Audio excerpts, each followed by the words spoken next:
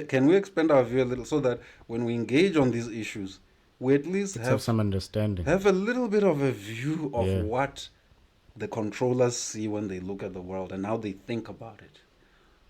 You know what I mean? It's not an easy thing to do, especially for people who are just concerned about bread and butter everyday issues, survival and all.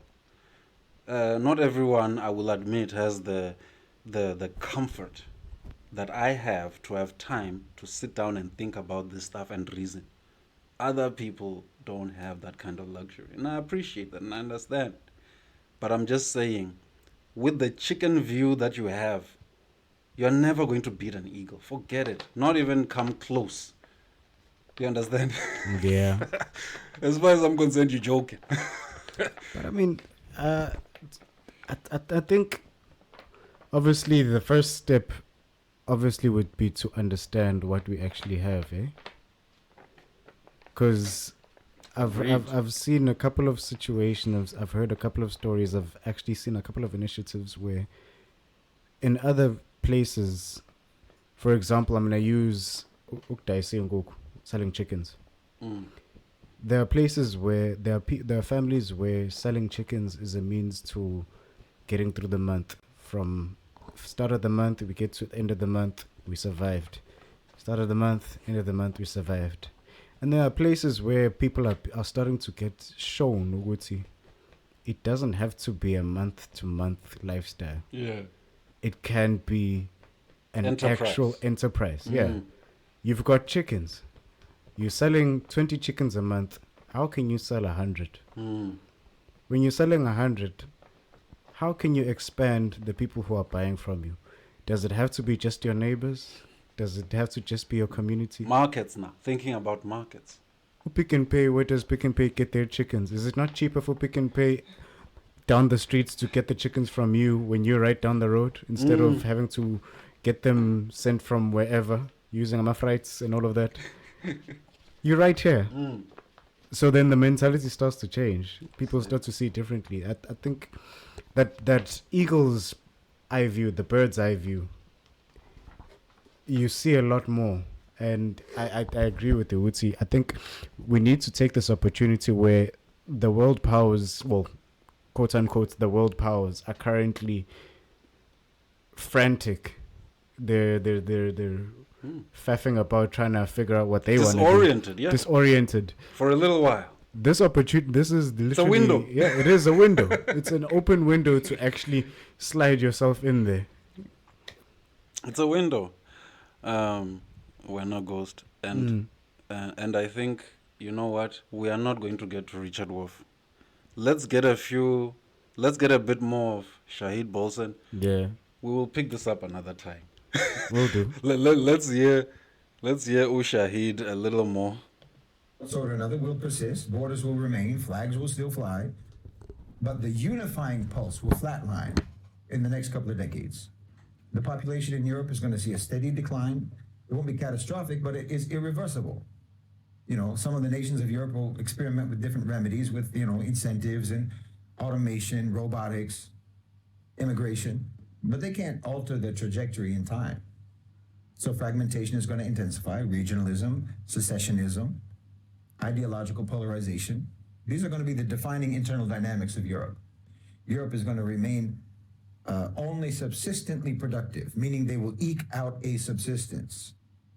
It's not going to be entirely destitute by 2075, but it will cease to lead, and its people will only survive on the basis of debt and welfare, because the gravitational centers of innovation and the gravitational centers of capital are going to move to the south and to the east.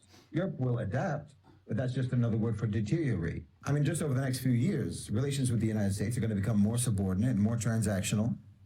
Strategic autonomy is going to be attempted for some period of time, but it's never going to be achieved, ever. There will be some engagement with the BRICS nations, probably especially with India, and some blocs in Africa, with China to some degree. But these alignments are going to be reactive, not directive. You understand? And if they develop agreements with China, which is possible, it's not ultimately going to help them in terms of maintaining their position as a world power. They will become dependent labor and credit-enabled consumers. They'll be bought. Their land will be bought. their property will be bought, their utilities will be bought, and will all belong to others. If you're looking at the continent of Europe in 2075, it's neither going to have been resurrected by 2075. Was a ghost.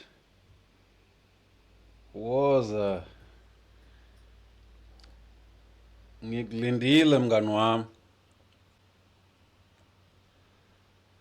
Was. Let's rewind a little bit. I missed Okay. a lot of that. Okay, let's go back. Reactive, not directive, in assistance. It's not going to be entirely destitute by 2075, but it will cease to lead, and its people will only survive on the basis of debt and welfare, because the gravitational centers of innovation and the gravitational centers of capital are going to move to the south and to the east. Europe will adapt, but that's just another word for deteriorate. I mean, just over the next few years, relations with the United States are going to become more subordinate and more transactional. Strategic autonomy is going to be attempted for some period of time, but it's never going to be achieved, ever. There will be some engagement with the BRICS nations, probably especially with India, and some blocs in Africa, with China to some degree. But these alignments are going to be reactive, not directive. You understand? And if they develop agreements with China, which is possible, that's not ultimately going to help them in terms of maintaining their position as a world power. They will become dependent labor and credit-enabled consumers. They'll be bought. Their land will be bought, their property will be bought, their utilities will be bought, and it will all belong to others. If you're looking at the continent of Europe in 2075, it's neither going to have been resurrected by 2075 nor completely destroyed. It will be peripheral. It's going to be like a library with no readers. This much is clear. Europe is not rising, it's not stabilizing, it's not advancing towards a future of sovereignty or strength or relevance. No. Europe is collapsing. Not with a bang, but with a whimper.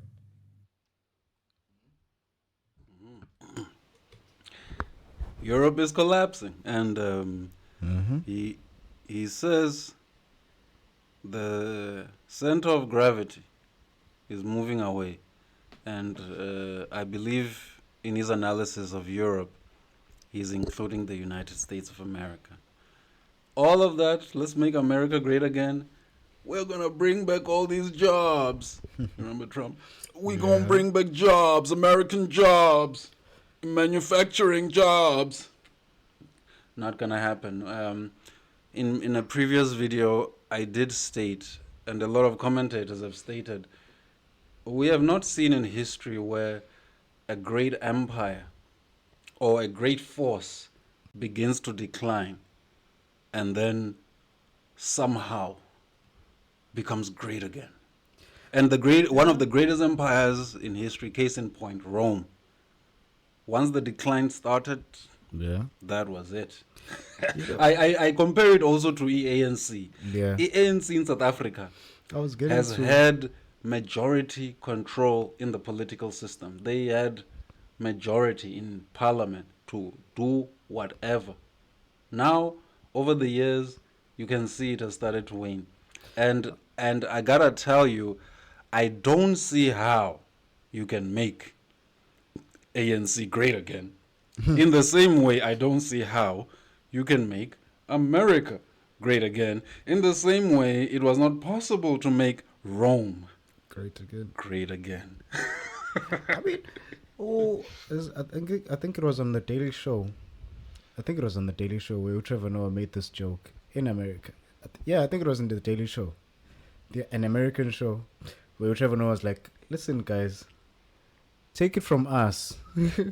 we know the red flags. We know where this is going.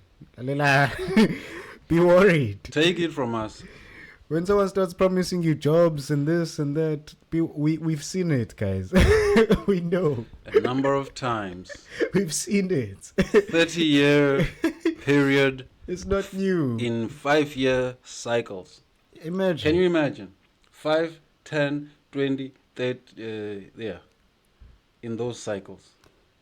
I mean, and employment is such a crazy thing because it's not just that you're creating jobs out of thin air. There also needs to be businesses in place to hire those people. There needs to be an economic infrastructure in place to support having more people in jobs. And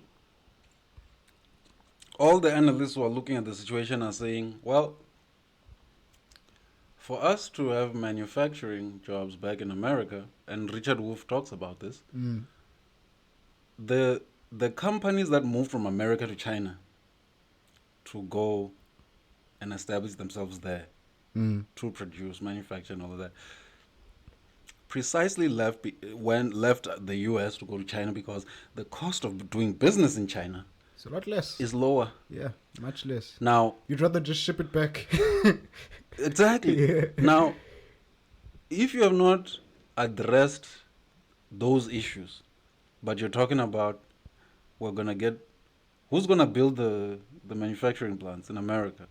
Who's gonna go from China and say I'm coming back to America to establish my business here? And now you see how unstable America has become. As an investor, it's a no-go. You're like, oh, wait. Today you've got this 100% tariffs, 200.